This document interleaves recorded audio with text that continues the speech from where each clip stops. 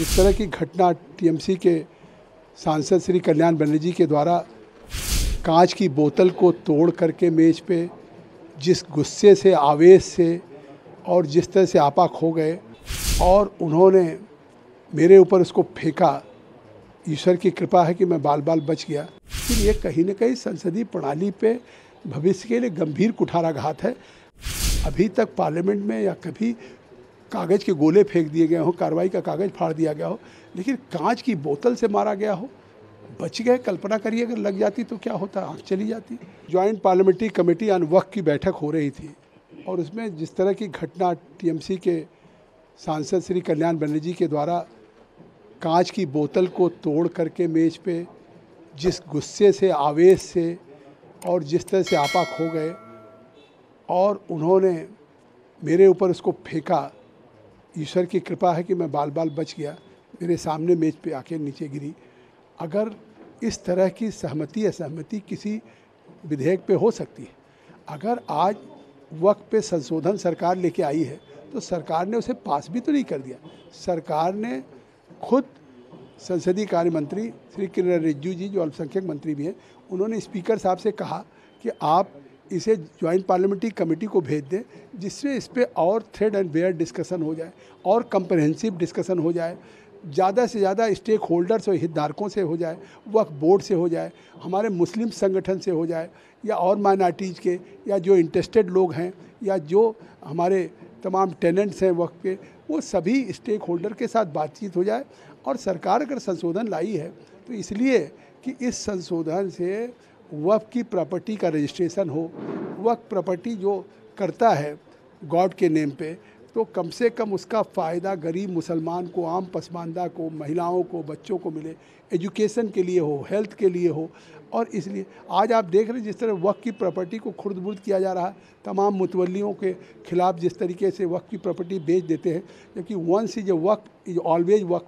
अगर वक्फ की प्रॉपर्टी बेची नहीं जा सकती आज, तो अगर इस सरकार उसको और बेहतर सुव्यवस्थित करना चाहती है, उसके लिए संशोधन लेके आई है। आप न भी सहमत हों तो उस असहमति से आप रोज़ 16 बैठकें हो चुकी, लगभग 65 घंटे हम दिल्ली में बैठ चुके, हम मुंबई जा चुके, वहाँ पे तमाम स्टेक होल्डर से मिले, स्टेट गवर्नमेंट से, वक्फ बोर्ड से, माइनॉरिटी से, तेलंगाना गवर्नमेंट के पास गए और सभी गवर्नमेंट के लोग, चाहे वहाँ तेलंगाना में कांग्रेस की गवर्नमेंट हो, कर्नाटका में कांग्रेस की गवर्नमेंट हो, तमिलनाडु में डीएमके की गवर्नमेंट हो, सभी गवर्नमेंट के ऑर्गेनाइजेशन के साथ, वक्फ बोर्ड के साथ, माइनॉरिटी कमीशन के साथ मिल रहे हैं। तो इससे साफ है कि हम इस जेपीसी में जो रिपोर्ट प्रस्तुत करना चाहते हैं, सभी हितधारकों से बात करके एक अच्छे ढंग से, ट्रांसपेरेंट ढंग से और एक जो उपयोगी हो सके वो रिपोर्ट देना चाहते हैं सबके सहमति पे। तो हम तो कंसेंसस पे पहुंचना चाहते हैं, लेकिन जिस तरह का हिंसा हो रहा है, जिस तरह से वहाँ पे हमको टारगेट बनाया गया, या गंगोपाध्याय से जिस तरह लड़ रहे हैं, उनको सबसे पहले मैंने कल बोलने का मौका दिया था। तो मुझे लगता है मैंने स्पीकर को तो पूरे घटने की जानकारी दे दी है, लेकिन ये कहीं न कहीं संसदीय प्रणाली पे भविष्य के लिए गंभीर कुठाराघात है। और अभी तक पार्लियामेंट में या कभी कागज़ के गोले फेंक दिए गए हों, कार्रवाई का कागज़ फाड़ दिया गया हो, लेकिन कांच की बोतल से मारा गया हो, बच गए। कल्पना करिए अगर लग जाती तो क्या होता, आँख चली जाती। तो इस तरह की घटना, इससे ज़्यादा क्या है, ये कोई स्वीकारोक्ति नहीं हो सकती, ना इसको कोई एक्सेप्ट कर सकता। सर, वक्फ बोर्ड का लगातार विपक्ष विरोध कर रही है, क्या लगता है ये जो घटना घटी, इसके बाद ये जो घटना घटी, क्या लगता है किसी साजिश के तहत ये घटना? अब देखिए, जब वक्फ बोर्ड जेपीसी में डिस्कस हो रहा है, उसमें सभी पार्टी के मेंबर्स हैं, चाहे तृणमूल कांग्रेस हो, चाहे कांग्रेस हो, चाहे डीएमके हो, चाहे मतलब सारी पार्टियां हैं। तो उन पार्टियों के लोगों को पूरा अपना मौका मिल रहा है और जो बात अपनी कह रहे हैं, ओवैसी साहब भी हैं, वो भी बात कहते हैं, एक एक घंटे बोलते हैं। तो आखिर वो भी बात तो प्रजातंत्र में अपनी बात को प्रभावी ढंग से कह रहे हैं। वो इस बिल से सहमत नहीं हैं, असहमति व्यक्त कर रहे हैं।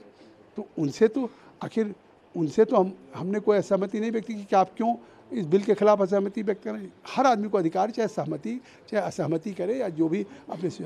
लेकिन उन्होंने तो बोतल नहीं चलाई, उनके सामने जिस तरह से बोतल चली, डीएमके के राजा साहब के सामने गोली चली, तो ऐसे तो आज बोतल है, कल कोई हथियार लेके आ जाए, सांसद तो प्रिविलेज्ड है, तो कल क्या उसकी परिणति हो जाएगी। कल्याण बनर्जी का आरोप है कि उनको बोलने नहीं दिया जाता।